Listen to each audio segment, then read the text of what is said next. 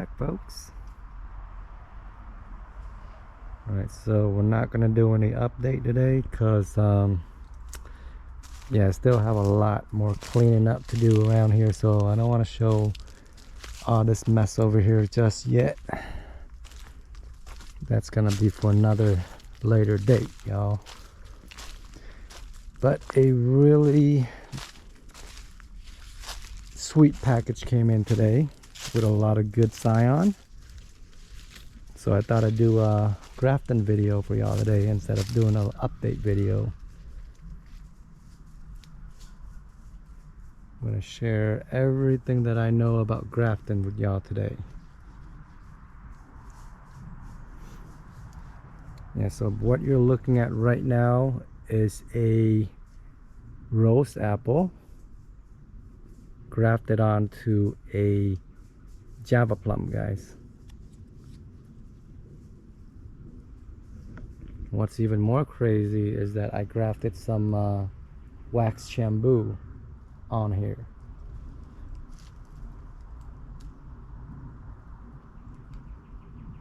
Other people will most often refer to this as Pomarosa as well, but this one's yellow right here. This one is dark purple. So yeah, it's definitely doable, guys. Syzygium graft, guys, definitely doable. They have all taken, guys, each and every single one of them. So super easy to graft these, guys. Majority of people will most likely air layer these, but I find it more interesting to graft them, guys. You can save a lot of space by grafting all of the different varieties on here. Make it a Frankenstein of a tree. And as these guys grow out, these popping one out here, I'm gonna graft stuff on top of this one. See if that will work. It's gonna be experimentation number 2 later on when it comes out. But yeah, guys, it's that time of year. End of winter, beginning of spring. Everything's super messy right now. I gotta start cleaning these up. Oh, FYI, anybody's interested in getting potting mix, now's the time. Go visit your local Costco. They're on sale. Yeah, so I've been super busy up potting all of my jabos since they put out a lot of good growth, guys. A lot of good growth over the winter time. So I don't want them to get root bound, so I had to up pot them. Getting super big, y'all. Oh, here's another successful graft too right here, guys. This is my super big and tall abui, Poteria kaimito. Now what's crazy about this one is that I actually took a cutting right there and I did a little experiment and I grafted onto a mame sapote, guys. Poteria sapota. Poteria sapota is the species, which is the rootstock, and I graft the abui on top of it, and there you go. It's doable. Now why did I do this, right? I did this because the rootstock from the mame sapote, guys, they are just super cold hardy. So that's why I want to use this one and graft it onto here, and you know, use it as a backup tree, since that's the only one that I have. I want to put that one in the ground when it gets a little bit bigger and see how cold it will tolerate it. But that one is definitely doable, guys. Try it out. Buy a mame sapote, eat it, save the seed, grow out the rootstock, and then graft it onto a abui. Alright, folks, we're gonna do a little grafting session today. I got some pretty darn good Scion that came in today. The place that I got the Scion from, it was from a place known. It was a place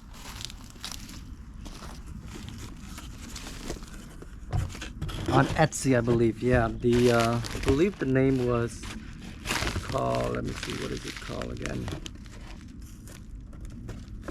It's called HLK. Yeah, it's called HLK Tropical. Okay, I order Scion from two places this grafting season. The first one I ordered was from a place in California as well. It's known as Champa Nursery. Big disappointment. Stay away from them, guys. And I'll explain why. This was the Scion that they sent to me. Look at that little small Scion. I paid for the same amount of pricing, right? That's like a size of a toothpick, guys, that they sent me. That was from Champa Nursery. Highly do not recommend them. And these guys right over here, these are from HLK. I'll leave the links down below for anyone who's interested in getting some of these Scion. Look at these big old Scion compared to the Champa, y'all. I feel like I was cheated out, but there's no point in returning it. So yeah, HLK, highly recommended. HLK Tropical, guys. All right, so let's see. So this is the rootstock that we're going to be using, guys. Okay, now I grafted a bunch of Annona Cerulata. This is the Annona Cerulata, guys, and as you can see there, it successfully took, right? It successfully took, and I have a bunch of these that took. Okay, I had a bunch of these that took, so there's no point in having more than one. So I'm actually going to remove this, even though it's a successful graft. And the reason why I love using this rootstock right here, this is a Annona reticulata, by the way. Annona reticulata. I know that most people, they tend to use the Annona Atemoya rootstock because of the cold hardiness, cold tolerance. I, however, here in Central Florida, I love using Annona reticulata the best because it's just more adjusted to my sandy soil right here, guys. That's what I'm having here in Central Florida. It's super sandy, so the Annona reticulata love sandy soil. It's not like the Annona Atemoya. The Annona Atemoya, you can still grow it here in my zone in Central Florida. It's just that I don't like it just because of the fact that I keep having to feed it and fertilize it. And if you accidentally forgot to water your Annona Atemoya rootstock for like a week, just 1 week, guys, if you forgot to water it, it's a goner. This guy, however, is a little bit more drought tolerance. If you miss 1 or 2 days of watering, or I mean maybe a week and a half, it'll still survive. It's very drought tolerance. Annona reticulata. That is the #1 reason why I love using Annona reticulata more so than the Annona Atemoya. Even though this guy right here, the rootstock, it's not very cold tolerance as the Atemoya, but it is more drought tolerance, guys. So that's why I love using this one. But here are the Scions that we're going to be working with today, guys. So I got Golden Giant. I got Lisa Pride, which is a hybrid between the Lisa and the African Pride, guys. I got AP2, African Pride 2. And this one is a Dream Atemoya, guys. Yeah. So here we go. Let's see. So usually the first step that I will do when it comes to grafting is I will set up all my tools first. It's nothing fancy, guys. You just need budding tape, pruners, and a really good pair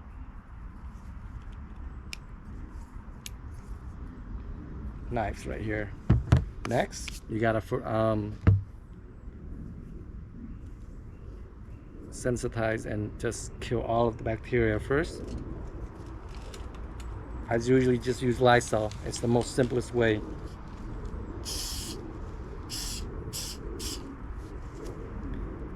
Basically sterilize all of your tools, guys. It's very important. If you don't sterilize your tool, it's gonna be very difficult for you to graft. Mold, fungal infection, bacteria infection. So just make sure you keep all of your tools clean before grafting.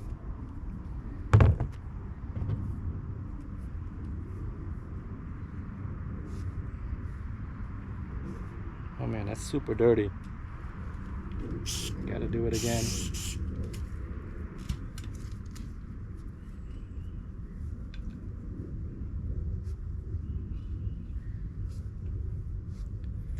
All right, guys, so now that we have all of this clean, we're gonna start measuring the rootstock now. Let's see, which one do I want to graft first? This is a lot of good scion right here. I was very surprised that they gave me this much for the same pricing that I paid for Champa. I feel like I was cheated out of, but anyways, we are going to be grafting the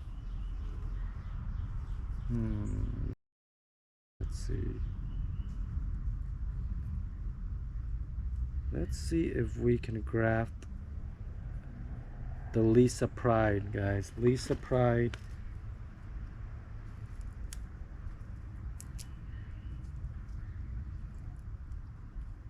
And a lot of you will be like, why did you cut this? It's such a waste. I already have like a bunch of these Cherylata grafted on here, so, and I don't have a lot of rootstock left, so I only need one of this to make a copy. I don't need like a bunch of them. Very well wrapped, by the way. Shout out to HLK Tropical. Super good job right here, guys. Definitely highly recommended if you're interested in grafting. Hopefully, I'll leave the link down below. Hopefully they still have scion for you guys to graft. But let's see. Yeah, we're gonna go all the way down here now. Yeah, I'm gonna use this one all the way down here, guys. Yeah, probably gonna cut right here. Guys, with these more mature rootstock, there tends to be, when you're grafting mature rootstock like this, it tends to be a lot more fibrous. It's already hardening up. So what's gonna end up happening is that once I jab this scion down, you're going to experience you know, cracking. It's gonna keep on cracking down. And the way for me to prevent that from cracking down and having an unsuccessful graft is that I will usually put some budding tape around at the end here, just to prevent any cracking line from spreading. And I'll show you what I mean. But usually I will measure out where to cut it, and I will usually put the scion to be a little bit more bigger than the rootstock, because what will end up happening, guys, is that this scion will shrink a little bit. It will dry up and it will shrink a little bit. So you want your scion to always be a little bit bigger, just a little bit bigger than your rootstock. So let's see.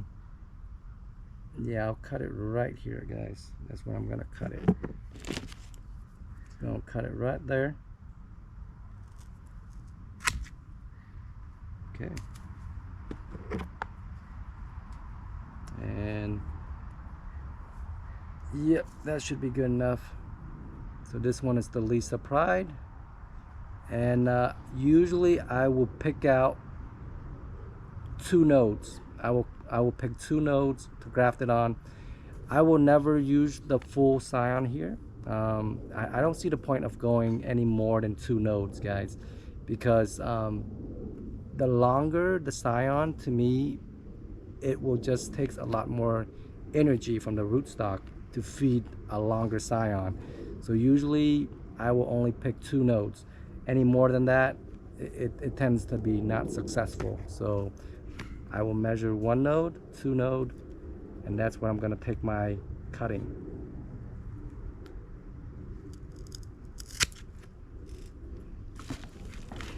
Scion is super green, guys. These guys are really good.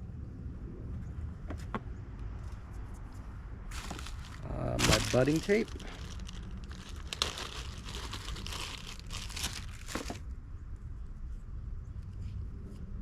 Cover this up before it dries out.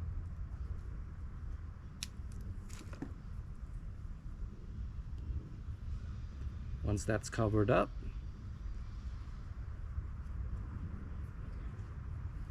we are going to take the budding tape, take a little bit of budding tape, and like I said, to prevent the cracking, the line from cracking down, we're gonna try to prevent that by sealing this up with a budding tape right here to prevent any cracking.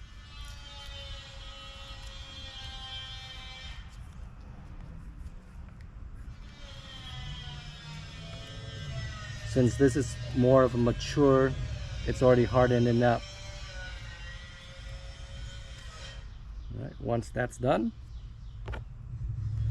usually most people, the way that I used to do it is I would slice and cut and carve out the wedge right here, going forward away from my body, but that hasn't been very successful. I usually don't get good cuts, straight cuts, if I go away from my body. This is a little bit more dangerous, but I find it more effective when you're cutting it towards your body, going in this motion. This is my first year trying it out, and it actually works a lot more better when you're doing it going towards your body, guys. So it's preference, whatever works for you. Here we go.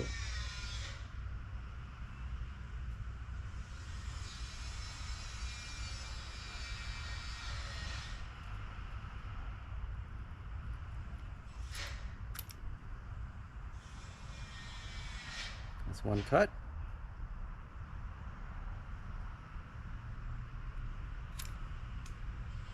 Two cut.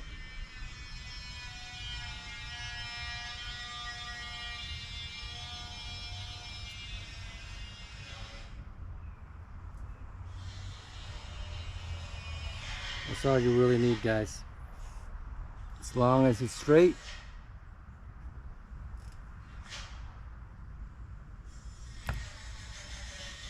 Now you're just gonna cut the edge right here, all the way down, and you're gonna jab it down, guys.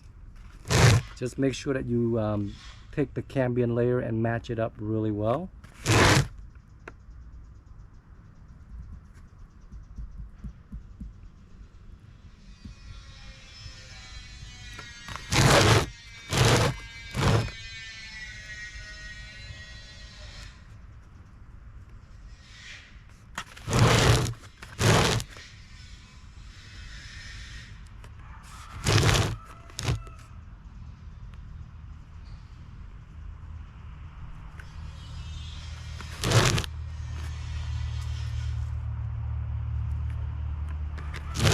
See right there, there's no cracking at all, and it matched perfectly. As long as you match up the cambium layer, that's what's the most important.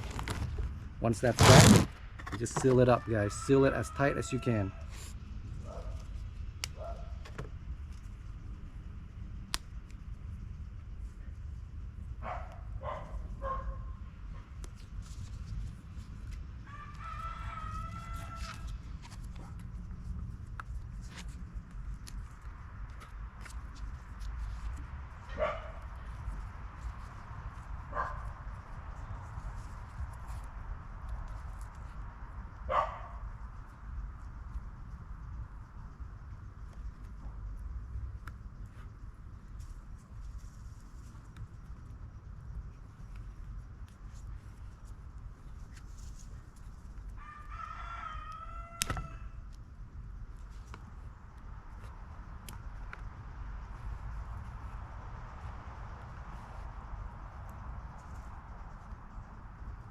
And that is all, folks.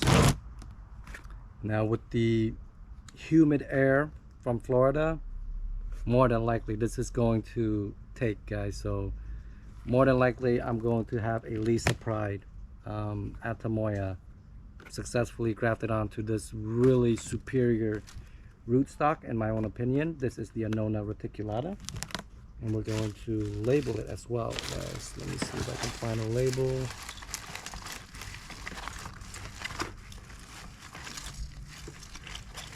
I don't have any label left, guys. Darn. We'll just use this cap instead. Gonna label it.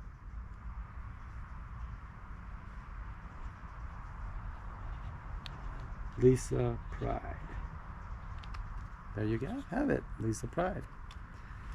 All right, guys, I'll update you guys on how this will go, but I'm pretty sure it's gonna take Cambrian layer a match. We got humid air. It's just gonna take off. Till next time, bye, guys. Appreciate y'all for watching.